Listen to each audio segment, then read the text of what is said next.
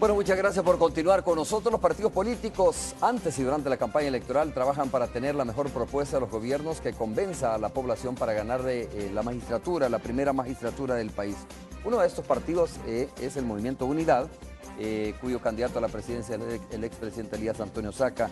Este programa de gobierno del presidente Elías Antonio Saca fue presentado, es la primera vez que vamos a conversar con parte de su equipo que ha coordinado el plan de gobierno. Fue presentado el 15 de agosto aquí en nuestro país, en el CIFCO, y contiene más o menos 24 programas donde incluye la creación de nuevas entidades como el Ministerio de Desarrollo Social, el incremento de agentes policiales, también la generación de empleo, el crecimiento económico y un acuerdo nacional. Entre los 24 programas que integra la oferta electoral está un plan integral contra la delincuencia. Incluso el expresidente de la República, Elías Antonio Saca, habló también, que gobernó, por cierto, el país, usted recuerda, bajo la bandera del Partido Arena, reiteró que la meta es tener más o menos 40.000 policías en un mediano plazo. El plan de gobierno plantea la creación de nuevas instituciones, tal como las que ya le mencionaba, pero también el Ministerio de Desarrollo Social utilizando como base el FISDL. Además, planteó el viceministerio de Ganadería de nuestro país. Son algunas de las propuestas. Está conmigo precisamente Merlin Alejandrina Barrera, coordinadora del plan de gobierno de Unidad. Muchas gracias, Merlin, por estar con nosotros. Un gusto tenerle aquí por primera vez en Hechos AM de Canal 12. Muy buenos días, Romeo. Muchas gracias a usted por la invitación. Bueno, Ana Guadalupe Martínez recién está llegando, pero la vamos a incorporar en breve. Ana Guadalupe Martínez, que también es parte del equipo de campaña del Movimiento Unidad. Merlin, coméntenos un poco cómo se fue conformando este plan de gobierno, ¿no? Si mal no me equivoco, es el segundo partido político que presenta su plan de gobierno, pero fue el primero en presentarlo ante los salvadoreños y salvadoreñas. Sí, muchas gracias, Romeo. Quisiera decir que desde que a principios del año que el presidente Saca me llamó, comenzamos a trabajar muy dedicadamente a este esfuerzo. En realidad el plan se ha construido desde varios esfuerzos. Uno es, bueno, primero lo que hicimos fue revisar muchos de los estudios y diagnósticos que el país tiene. Nos parece importante partir precisamente de lo que ya se ha analizado, porque esto nos da sobre todo muchas lecciones aprendidas, tanto buenas como malas. Cuando el presidente Saca propone continuar algunos de los programas que este gobierno tiene y retomar algunos de los programas que también ya se han desarrollado incluso en su anterior periodo presidencial, como el Plan 2021 y FOSalud, precisamente son originados a partir de la revisión de estos estudios que nos han mostrado que son importantes y que dan resultados positivos. También hemos trabajado con diferentes grupos, sectores, personas que se acercaron con nosotros y nos manifestaron sus propuestas, exportadores, industriales, productores agropecuarios, cafetaleros, productores de granos básicos, personas relacionadas con el sector turismo, en fin, una cantidad enorme de sectores que nos han manifestado sus planteamientos y que fueron incorporados también en este esfuerzo. Y también uno de los elementos importantes que yo diría de los más importantes que hemos tenido son las casas de unidad que se han conformado como parte del esfuerzo territorial que tiene el Movimiento Unidad. En este momento ya van ¿Cuál ha sido la función, Merlin, de las casas unidad a nivel nacional? Mire, las casas de unidad son espacios ciudadanos. Yo quiero quizás comentarle a sus televidentes que no son casas de campaña, no es que permanentemente estén abiertas a la población. Es como que voy yo a su casa, usted ofrece su casa como una casa de unidad y usted por la noche invita a sus vecinos a tomarse un café con un pancito, a discutir ciertos problemas que atañen a la comunidad específicamente y uno conversa también los grandes problemas que el país tiene. Aquí recoge mucho el esfuerzo que desarrollan, por ejemplo, las ADESCOS, las organizaciones locales, que básicamente están enfocadas a resolver problemas comunitarios. De ahí surge precisamente uno de los programas que ya usted lo mencionaba en su introducción, que es el de Pequeñas Grandes Obras, donde básicamente se trata de un esfuerzo para desarrollar pequeña infraestructura que precisamente atiende las necesidades de las comunidades, polideportivos, pasarelas, caminos de acceso y algunos otros esfuerzos que también, digamos, ellos han manifestado. Con todos estos insumos fue que se construyó el Plan Avanza El Salvador.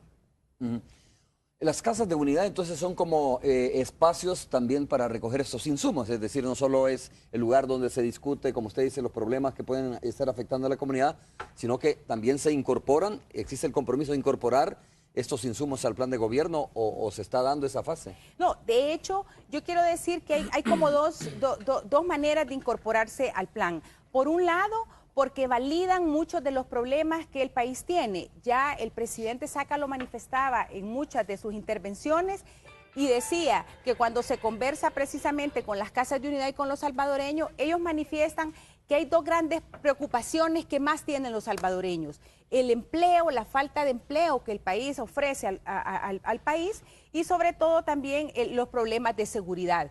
Cuando nosotros escuchamos a las comunidades nos damos cuenta de que es importante atender estas dos grandes prioridades de los salvadoreños. Pero también está el programa de pequeñas grandes obras, que es uno de los programas nuevos que se están planteando en este esfuerzo. Y digo nuevos porque muchos de las propuestas que están planteadas atienden a los sectores tradicionales, como el sector industrial, el sector exportador, el sector agropecuario, y digo tradicionales en que aparecen en los planes, no necesariamente en la manera en que se están abordando.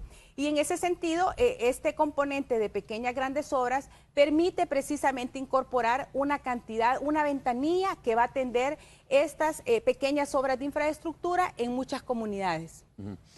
Bueno, Merlin, vamos a darle la bienvenida también a Ana Guadalupe Martínez, que ya la incorporamos aquí a los estudios. Muchas gracias, Ana Guadalupe, por estar con nosotros. Bienvenida. Gracias, Romeo, y gracias por la paciencia, y de verdad un gusto estar aquí. Es primera vez que también estoy yo aquí en este espacio, así es que gracias. Bueno, Ana Guadalupe, hay un tema que lo vamos a ir desarrollando poco a poco, que es el tema de la seguridad, ¿no? El presidente Elías Antonio Saca ofrece, digamos, un plan, un abordaje integral de la delincuencia y habla de poder graduar o de poder incorporar en el mediano plazo, dice, 40.000 policías, así como la creación de una división territorial disuasiva de la Policía Nacional Civil. Pero en términos generales, ¿cómo estás viendo tú los planteamientos que están haciendo los distintos candidatos y lo que está haciendo el presidente Elías Antonio Saca? Bueno, la primera cosa que creo que es esencial es el concepto con el que se elabora precisamente el plan integral de seguridad, que tiene que ver con algo que ha estado discutiéndose en todo este periodo. ¿Por qué la tregua famosa y por qué el Estado tiene que recuperar las funciones que precisamente la Constitución le establece de proteger a la población civil? Creo que a partir de ahí se establece precisamente un punto importantísimo, y es el de reconocer que es el Estado el que tiene esa función y por lo tanto está obligado en primer lugar a darle seguridad a la ciudadanía, a proteger a la ciudadanía y posteriormente pues una serie de medidas que lleven precisamente a lograr ese objetivo. El hecho de proponer 40.000 policías parte de que ya hay 23.000 en la actual corporación policial y que estaría buscándose en un periodo de mediano y largo plazo, porque graduar policías no es tampoco una cosa que se realiza de un mes para otro, sino que son procesos, incluso presupuestarios. Creo que Merlin va a platicar de ese tema también, pero el propósito esencial es el nuevo concepto de este contingente que formaría parte de este plan integral, que es con una acción disuasiva fundamentalmente, Romeo, y sobre todo para cubrir territorio, que es la ausencia de la policía y de otras instituciones del Estado en espacios de territorio nacional, lo que ha permitido que las pandillas se expandan y generen un temor permanente en la ciudadanía, y ese ambiente es el que les permite estar cobrando renta y generando precisamente que muchas familias que tienen pequeños negocios en esas comunidades, en esos barrios, en esas colonias, tengan no solo que cerrar, sino que emigrar también. Ana Guadalupe, algo diferente, alguna novedad que no se haya hecho, que no se haya practicado, que no se haya ejecutado, que no se haya intentado en el tema de seguridad pública en gobiernos anteriores? Yo creo que es esta, la de este contingente disuasivo, porque le voy a decir algo, Romeo, la Fuerza Armada y la Policía Por ejemplo, en La Campanera entraron en un periodo, pero no se quedaron, estuvieron 6 meses ahí, hicieron obras de reconstrucción, limpiaron calles, reabrieron algunas escuelas, pero después ese mismo contingente se salió de ese territorio y se fue para otro lado y volvió entonces a quedar un espacio vacío, sin presencia de manera permanente del Estado con sus instituciones, vale decir escuelas, policías, salud pública, y por lo tanto volvieron de nuevo a ocupar ese territorio por ausencia de autoridad. En este concepto de plan disuasivo con este contingente de nuevos policías, tiene que ver con quedarse en el territorio hasta restaurar precisamente la confianza de la ciudadanía para volver a trabajar, sobre todo porque la pérdida precisamente de pequeños negocios está generando una situación económica crítica para esas comunidades y para esas familias. Merlin, esa pregunta también es replicable, ¿no?, para el tema de la oferta que está haciendo Elías Antonio Saca, es decir, uno se pregunta cuál es la diferencia entre lo que está proponiendo un partido y lo que está proponiendo, por ejemplo, el FMLN, lo que está proponiendo Arena y lo que está proponiendo Unidad. Porque es importante que la gente tenga en mente, digamos, las propuestas de los distintos partidos políticos y al final saque su propia conclusión, vea qué es lo que mejor le conviene al país o qué es ejecutable incluso, porque puede ser que de repente haya una oferta electoral que al final no puede ser ejecutable.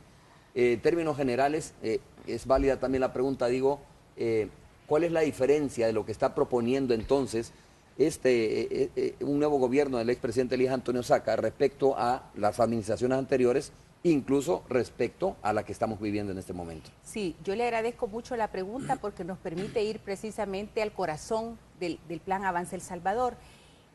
Quisiera partir para responder haciendo un comparativo de cómo visualizamos nosotros precisamente las otras propuestas.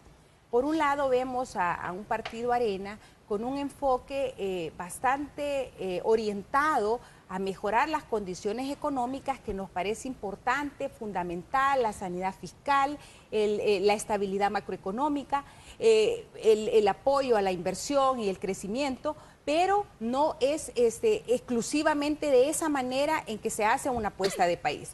Por otro lado, vemos al frente, en nuestra concepción, muy enfocado al desarrollo de programas sociales, pero que no logra definir cuál es la fuente de financiamiento que va a darle sostenibilidad a ese enfoque. ¿Qué es lo que plantea el Plan Avance El Salvador? Mantener un equilibrio precisamente entre estos dos grandes enfoques. Y a eso el plan le llama la ecuación del desarrollo. Es decir, si existe confianza, que es fundamental, y ahí el tema particular de la seguridad, el liderazgo, la capacidad de negociación, de poder hacer llamados a las fuerzas, a las diferentes fuerzas vivas del país, es un aspecto importante para generar confianza. Si hay confianza, hay inversión, no solo la inversión nacional, que es muy importante, incentivar a que los mismos empresarios nacionales aumenten sus niveles de inversión, sino también atraer inversión extranjera directa, que es un elemento importante en cualquier estrategia de desarrollo de los países. Cuando hay inversión, se genera empleo. Cuando hay empleo, los salvadoreños tienen ingreso, y cuando usted tiene un ingreso que le permita vivir bien, entonces logra manejar lo que se llama el bienestar. La ecuación del desarrollo, en definitiva, ¿qué significa? Confianza que genera inversión productiva y bienestar de la sociedad. Entonces, ¿cuál es la diferencia? Una de las grandes diferencias que plantea el enfoque: el equilibrio entre apostarle a la parte productiva como el elemento dinamizador que va a darle sostenibilidad a la gran apuesta de crecimiento del país, pero además atender en la parte social dos dimensiones: algunos derechos fundamentales de los salvadoreños, como la salud, como la educación, como el agua, como el saneamiento, pero también la atención a grupos que hoy por hoy son altamente vulnerables y que da razón precisamente a muchos de los programas sociales que también está planteando continuidad, y otros nuevos que plantea el Plan Avance El Salvador. Yo diría que esa es una de las grandes diferencias, Romeo, y otra creo yo que también está en el enfoque de cómo vamos a financiar ese plan. En ningún momento estamos planteando más endeudamiento, no estamos planteando embarcar al país en otro problema como el caso de las pensiones, que me imagino que usted lo abordará, que es como lanzar hacia el futuro una deuda, porque hoy por hoy no la tengo y le paso a las nuevas generaciones.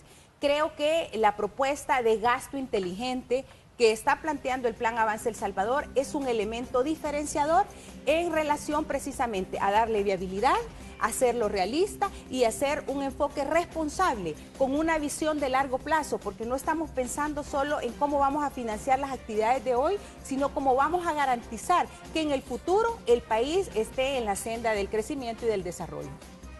Ok, vamos a hacer la primera pausa comercial, vamos a regresar en breve para continuar conversando con ustedes, pero antes vamos con Graciela Rajo. Adelante, Graciela. Buenos días, Roneo. Efectivamente, a esta hora de la mañana nos encontramos aquí en el Hospital Bloom. Comentarles que a esta hora de la mañana el personal de la institución ha decidido salir a la calle y no realizar sus labores. A esta hora de la mañana intentamos conversar con Carlos Tesorero y Ana Ruth Segovia. Ellos son miembros del Sindicato de Trabajadores del Hospital Bloom. Coméntanos un poco, ¿ustedes han decidido salir por voluntad propia? Es una actitud personal de cada trabajador. El no cumplimiento de la ley de escalafón nos afecta absolutamente a todos los trabajadores de salud. Entonces es una decisión personal de cada compañero trabajador. Los compañeros que están ahorita trabajando, atendiendo pacientes hospitalizados, atendiendo emergencias, están haciéndolo porque no podemos dejar en abandono a los pacientes, pero es una actitud generalizada de todos los trabajadores de salud. ¿Hasta cuándo se mantendría esta medida?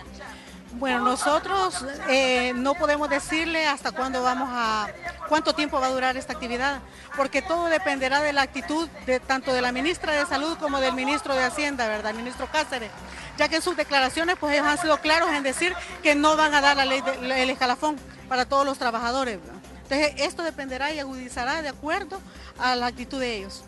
Muchas gracias. Bueno, como podemos observar, los médicos continúan en las afueras del hospital y son muchas las personas las que están siendo afectadas por esta situación. Madres de familia que incluso vienen con sus hijos. Muy buenos días, señora. Comenten, ¿usted a qué venía? Pero voy a poner esto primero. Okay, usted, señora, venía también a pasar con su cita. ¿Y se le ha bloqueado la entrada? Sí, se me bloqueó. ¿En qué le afecta a usted esto? Que me la deja muy tardada. ¿Ya no se la programan para días después? No. Bueno, incluso observamos algunas agresiones de las que eran víctimas personas que intentaban entrar a la escuelita que reciben clases sus hijos aquí dentro del Hospital Bloom. Esta es la información que nosotros tenemos a esta hora de la mañana. Nos vamos a mantener en el lugar, vamos a continuar ampliando la situación que se vive a nivel nacional sobre el tema de los hospitales, compañeros. Con esto, hasta aquí queda mi reporte, pero usted no se despegue de su pantalla, nosotros continuamos aquí, vamos a un corte comercial y regresamos con más de la entrevista.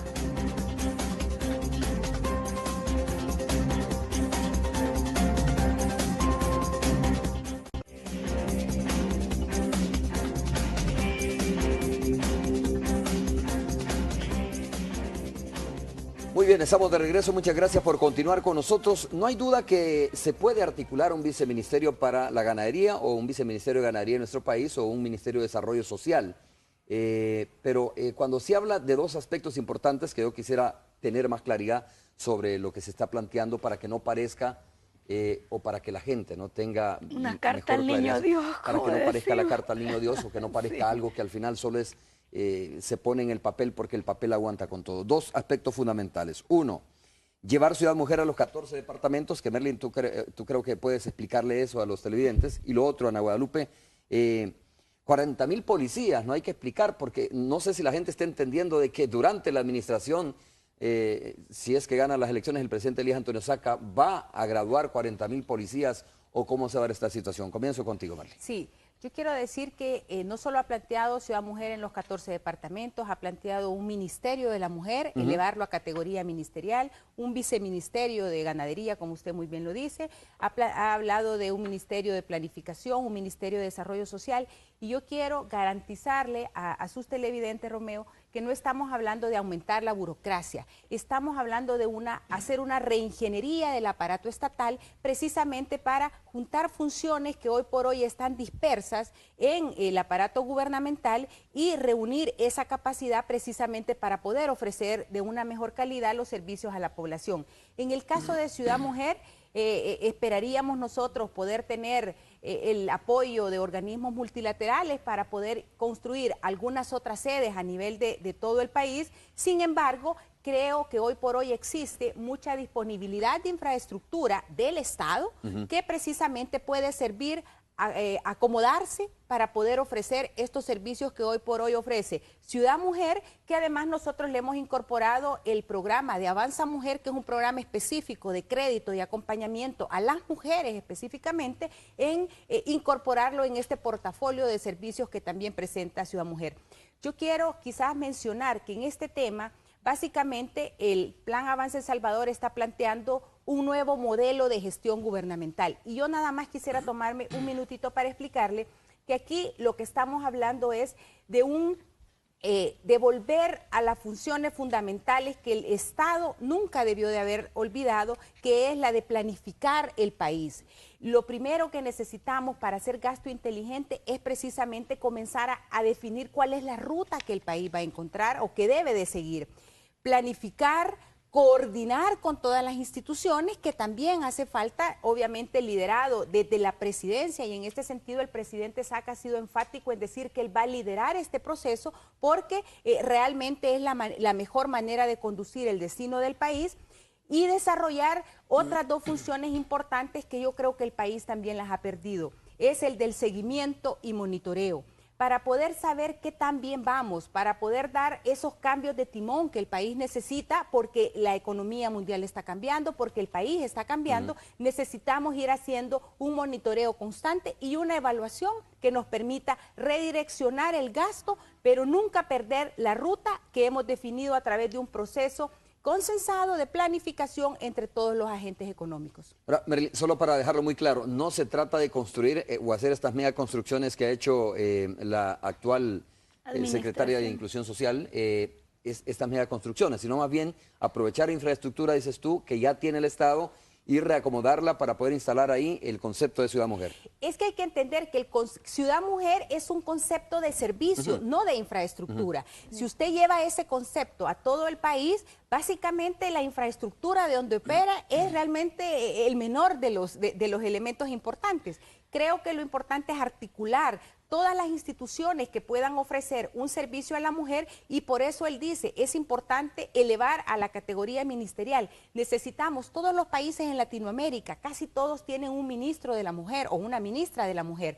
Nos parece importante porque somos 53% de la población, somos un ente activo y productivo de este país, y como alguien decía por ahí, atender a una mujer significa atender a todo un grupo familiar, que en ese sentido nos parece importante continuar apoyando Ciudad Mujer a todo el país con este concepto de gasto inteligente nuevamente, pero además incorporarle otros programas como Avanza Mujer, que le permita a las mujeres salvadoreñas poder tener una fuente de ingreso que permita mantener a su familia. Eso es básicamente lo que estamos planteando. En el mejor de los casos, solo para terminar, si podemos obtener a futuro, cuando la economía crezca a otros niveles, financiamiento, cooperación internacional que nos permita ir construyendo estas obras que realmente son importantes y bonitas y que la mujer se sienta realmente acogida, pues en esa medida iremos construyendo. Pero el concepto de llevarlo al país, a todo el país, no necesariamente implica construcción de nueva infraestructura. Okay.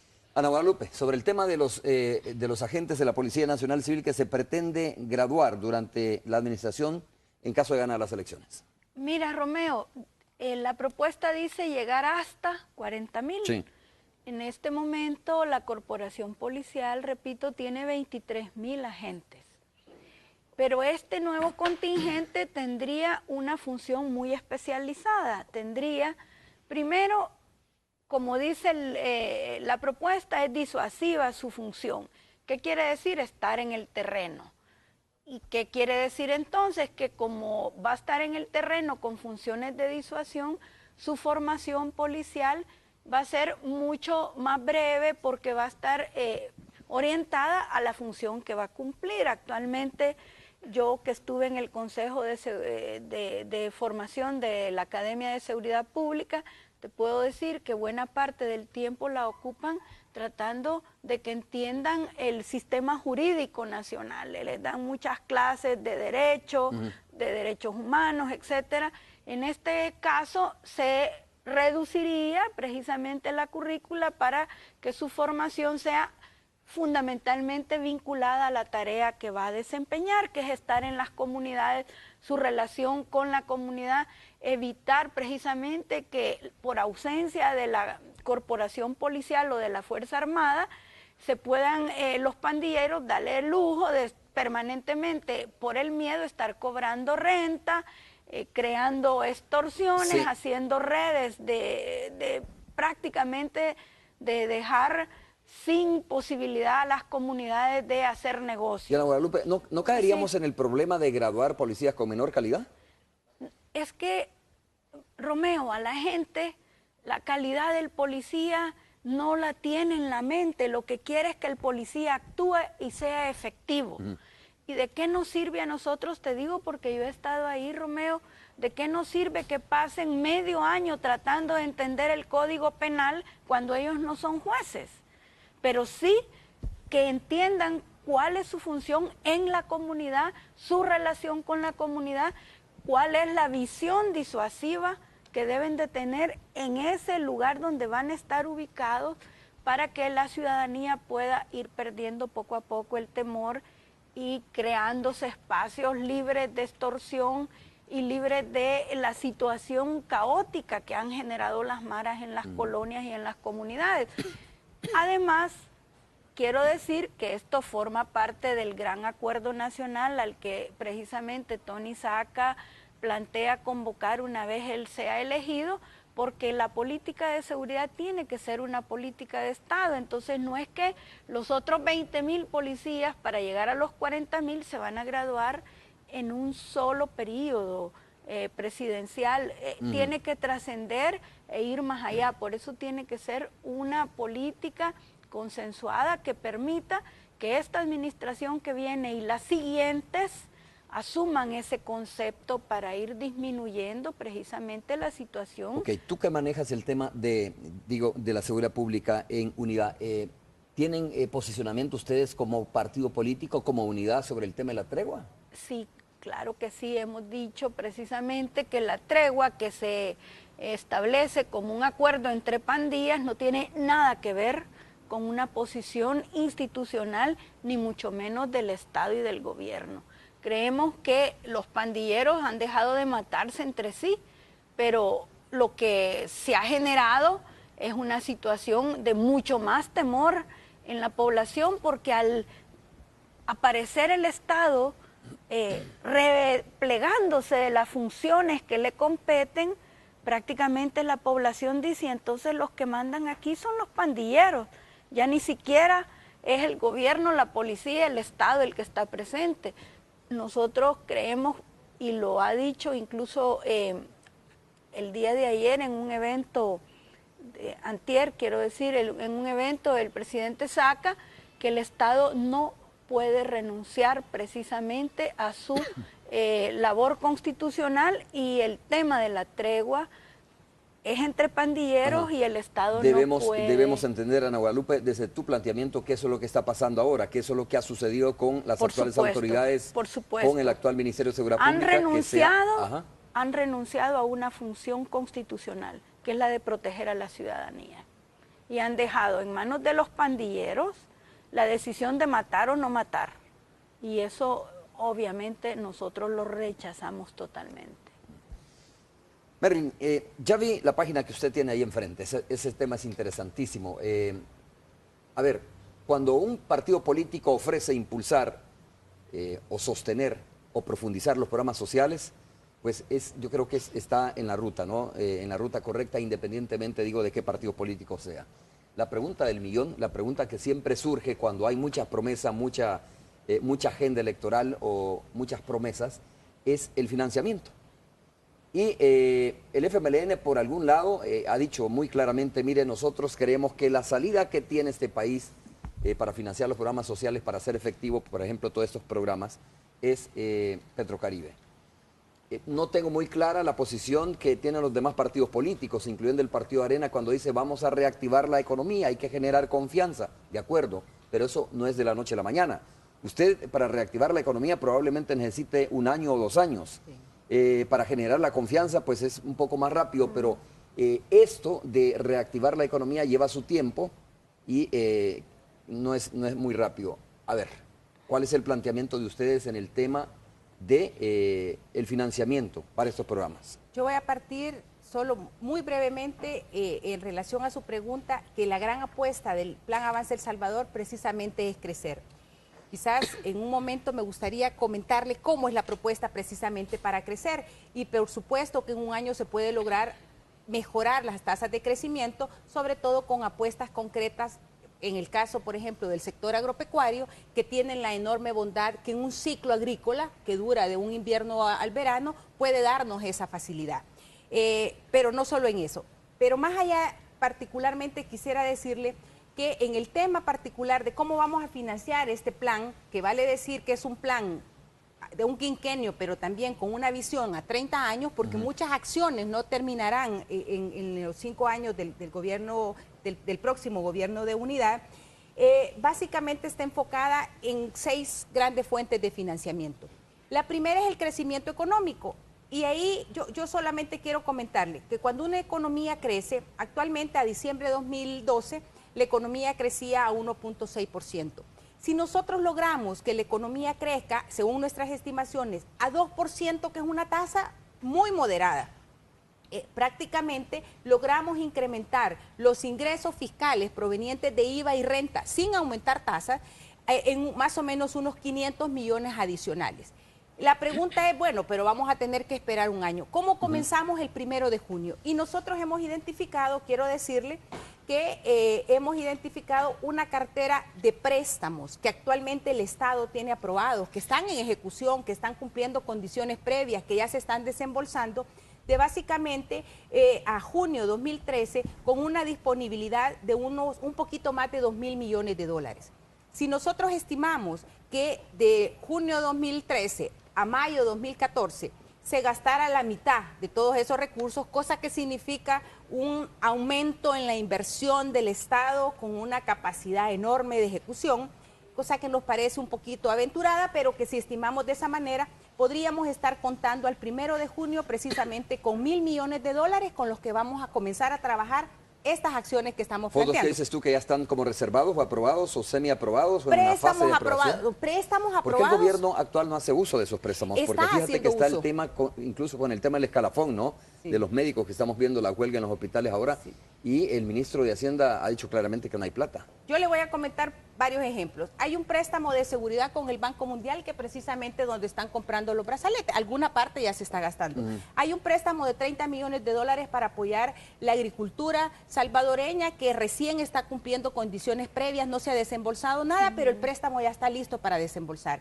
Hay otro préstamo de 30 millones de dólares que se le aprobó a la cartera de economía para mejorar competitividad. Hay un préstamo para educación, precisamente para desarrollar la escuela a tiempo pleno. ¿Qué queremos decir? Los recursos están en las líneas estratégicas de lo que el Plan Avance El Salvador está planteando. Nosotros a eso le llamamos continuidad y redireccionamiento precisamente de esos recursos, pero no termina ahí. Estamos considerando también recursos provenientes de la eficiencia en la gestión gubernamental, llámese compras conjuntas de muchos productos, como por ejemplo los paquetes escolares, la parte de alimentación escolar. El Ministerio de Educación se ha ahorrado a través de mecanismos eficientes, como por ejemplo la Volpros, ahorro en el precio que compra el maíz, el frijol y la harina para los refrigerios escolares en una considerable volumen de recursos. También estamos considerando ahorros en energía, ahorros en combustible, y eso también nos dará disponibilidad. ¿Cómo sería el ahorro en energía y el ahorro en combustible? Mire, eso va de conformidad a lo que está planteado en el plan de modernización de la matriz energética, que nosotros estamos planteando dos acciones. Por un lado, desarrollar un programa nacional de ahorro energético, conciencia, capacitación, campañas que vayan orientadas a cambio de mecanismos de cómo la gente utiliza la energía y demás. Y además desarrollar una cantidad importante, una cartera de proyectos. Yo le voy a dejar aquí algunos de estos folletos donde están planteados proyectos concretos en pequeñas obras hidroeléctricas, apoyo a proyectos para generación de energía geotérmica e incluso gas natural, que recientemente, hace 2 semanas, salía que en Guatemala ya encontraron gas natural. Más o menos eso nos da una cartera de proyectos en energía de 1.800 millones de dólares, a lo cual nosotros pensamos financiar ese y, por ejemplo, muchos otros gastos de infraestructura de gran volumen con el instrumento de asocio público-privado que también se acaba de aprobar. Estamos planteando una estrategia de atracción de inversiones muy seria que precisamente va orientada a aprovechar estos mecanismos para financiar algunos de estos programas. Finalmente, quiero decirle que también estamos planteando redireccionamiento de cartera disponible de los bancos estatales, Bandesal, Banco de Fomento Agropecuario e Hipotecario. Hoy por hoy manejan una cartera de 800 millones. Si usted logra convertir una verdadera banca de desarrollo que inyecte a todo el sector productivo esos recursos, es dinero adicional que también se está planteando. Estamos considerando los 277 millones de Fomilenio 2, los asocios públicos privados y finalmente un fondo que se llama Fondo de Inversión, con el cual estamos convirtiendo a los salvadoreños en el exterior en socios del desarrollo a través de la inversión en bonos ahorros que nos pueden dar también alguna disponibilidad. Ok, vamos a hacer la siguiente pausa comercial. Sin duda hay comentarios a través de las redes sociales. Cuando regresemos, Roxana Webb va a dar lectura a algunos de ellos. Volvemos.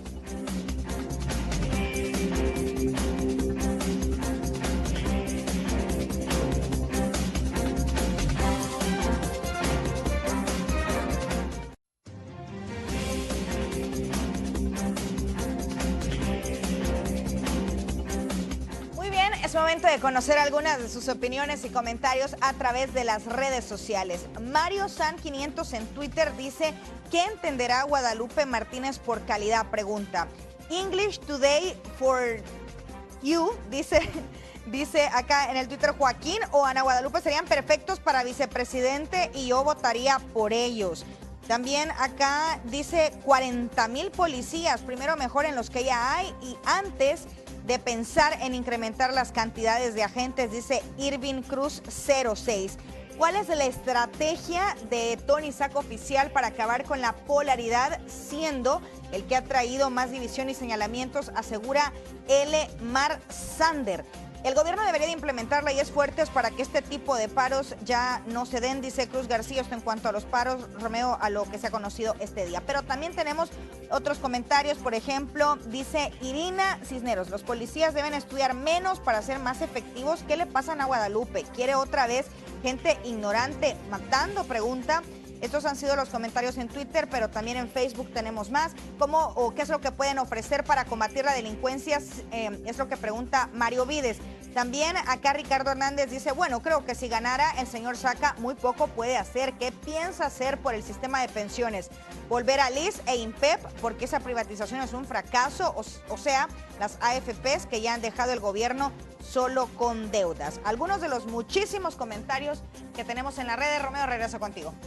Bueno, algunos de esos comentarios directamente a Ana Guadalupe Martínez, ¿no? Así es que vamos a comenzar con ella. Romeo, está claro que el tema de seguridad es un tema muy preocupante. Muy sensible, sí. La cantidad de comentarios sobre esa temática abundan. ¿Y qué quiere significar eso? Que realmente la ciudadanía está preocupada por qué ofrece cada uno de los candidatos para mejorar la seguridad en el país.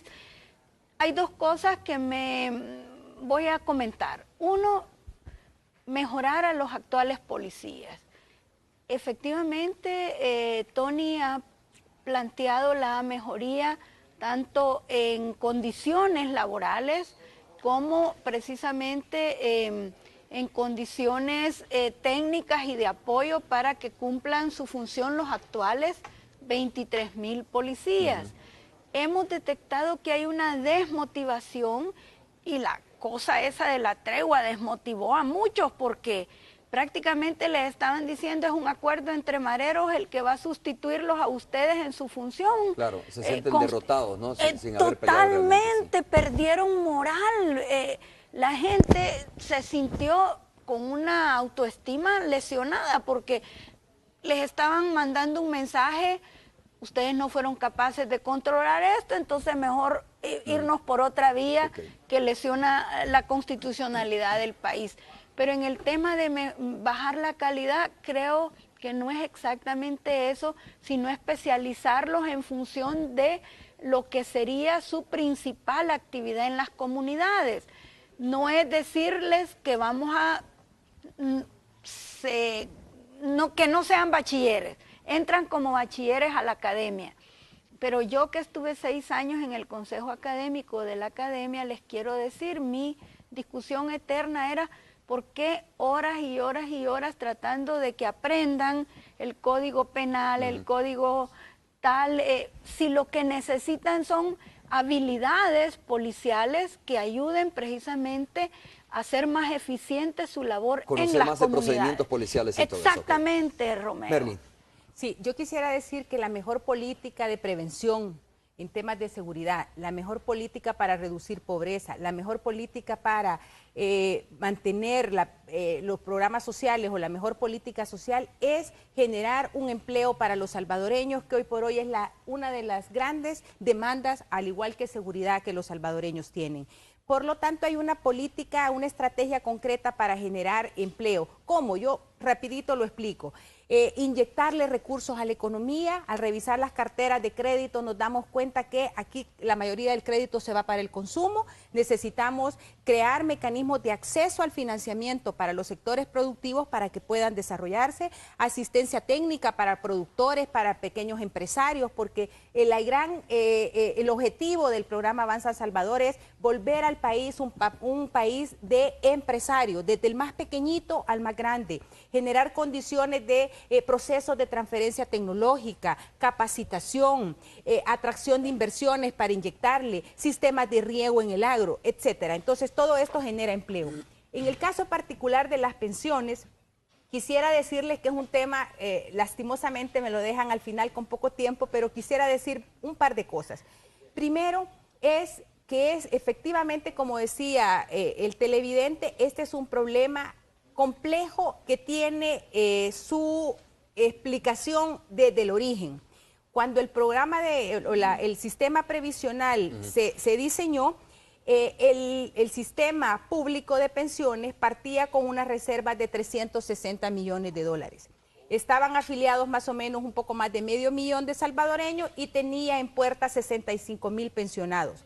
Cuando usted hace la estimación de la deuda en ese momento, en el 98, cuando se creó el sistema de pensiones, a valor presente, es decir, los 30 años que nos tocaba pagar a futuro, traídos a ese momento, ya estábamos partiendo con una deuda de 11,000 millones de dólares y con unas reservas técnicas de 360. Quiero decir que cuando viene la dolarización, termina como de completar el panorama complejo de este sistema, porque las tasas de interés de los mecanismos donde se colocaba la rentabilidad de los recursos de los fondos de pensiones baja más o menos 10 puntos con la baja en la tasa de interés debido a la dolarización.